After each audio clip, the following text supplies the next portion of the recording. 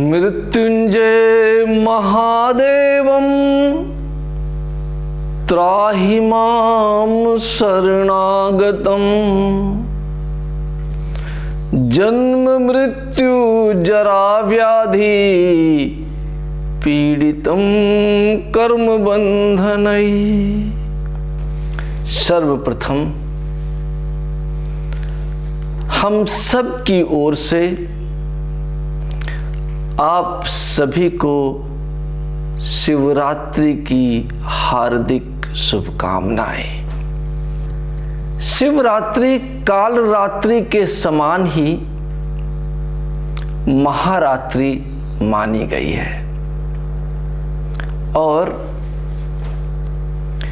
इसका वैसे तो ऐसा कहा जाता है कि शिव तत्व से घनिष्ठ संबंध है। मनुष्य में 3 तत्व हैं। कौन कौन से? आत्म तत्व, विद्या तत्व और शिव तत्व। ज्ञान के द्वारा, विद्या के द्वारा मनुष्य स्वयं को पहचान सकता है। और पहचान क्या है कि वो शिव ही है, उसमें शिवत्व विद्यमान है। तो पहचानता क्यों नहीं है? अविद्या के कारण। विद्या और अविद्या, विजडम और इग्नोरेंस, ये 2 शक्तियां मनुष्य के अंदर सदैव विद्यमान रहती हैं और जब एक रहती है तो दूसरी को आने नहीं देती। जब दूसरी आ जाती है तो पहली टिक नहीं पाती। अविद्या जब तक आपके पास है तब तक उसका पुत्र अभिमान आपको किसी ऐसी चीज से जोड़े रहता है जो आप नहीं है, जो आपकी है पर आप नहीं है। जैसे आपकी कार से जोड़ देगा, आपके घर से जोड़ देगा, आपकी पत्नी से जोड़ देगा, आपकी क्वालिफिकेशन से जोड़ देगा, आपकी योग्यता से जोड़ देगा। तो ये सब आप नहीं हैं, लेकिन अविद्या के कारण ऐसा प्रतीत होता है कि हम यही हैं। और जैसे ही गुरु कृपा से हमारे पास विद्या का आगमन होता है, वैसे ही जो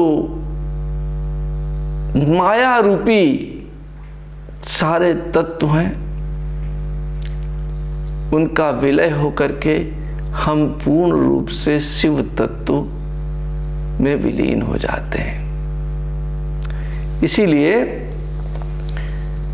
शिवरात्रि का संबंध, घनिष्ठ संबंध शिव तत्व से है और शिव में शक्ति तो सदैव समाहित ही है। इसीलिए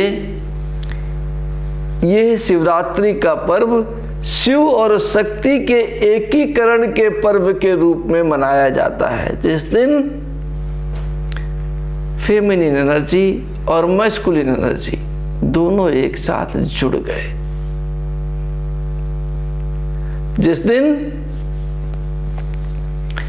माया का अंत हुआ और मैं का अंत हुआ और हम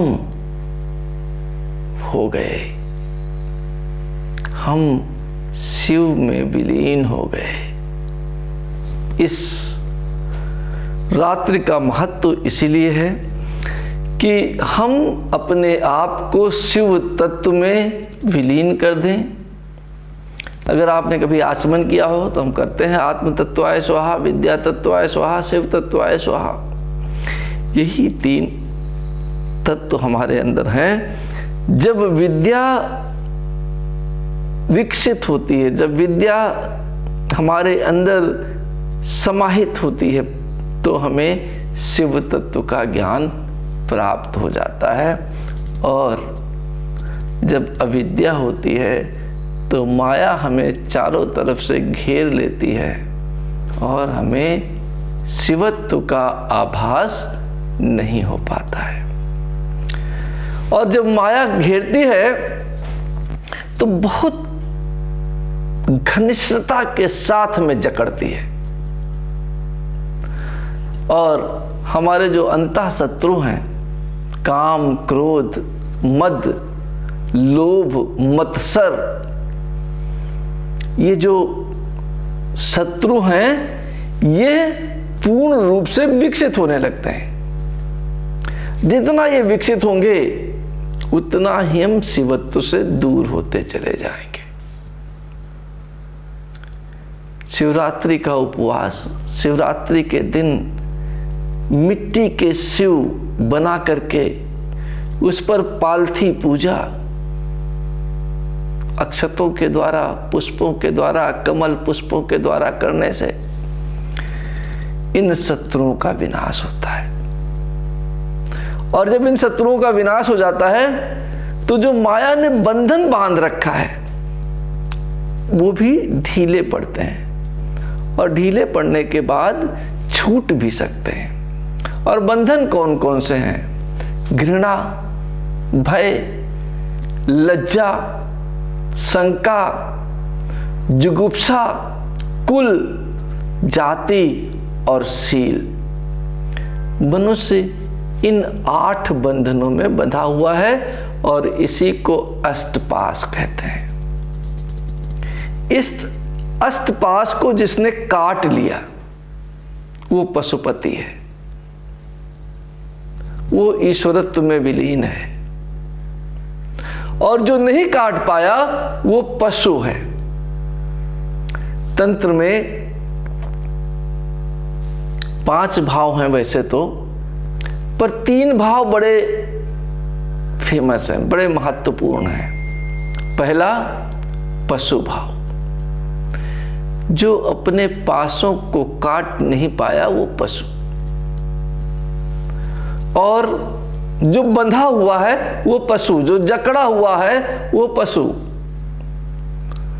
और जो प्रयत्न कर रहा है, खाली प्रयत्न करना चालू कर दिया, वो वीर भाव को प्राप्त कर लेता है। जिसने अपने भय को, घृणा को, लज्जा को, शंका को समाप्त करने का प्रयास प्रारंभ कर दिया, वो वीर भाव प्राप्त व्यक्ति हो गया। और जब उसने पूर्ण रूप से बंधन मुक्त कर लिया अपने आप को, तो उसे देव भाव या दिव्य भाव की प्राप्ति हो जाती है। शिवरात्रि का पर्व हमारे अंदर विद्यमान पुरुष और स्त्री के संगम का पर्व है।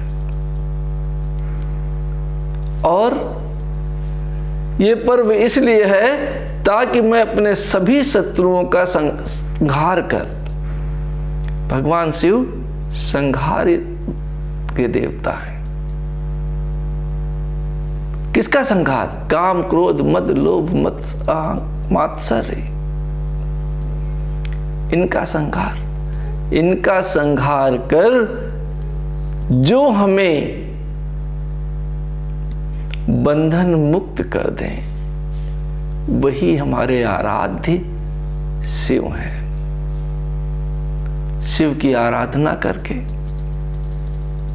पालथी पूजन करके, शिव का मंत्र जप करके, रुद्राक्ष की पूजा करके आप अपने आप को शत्रु मुक्त कर,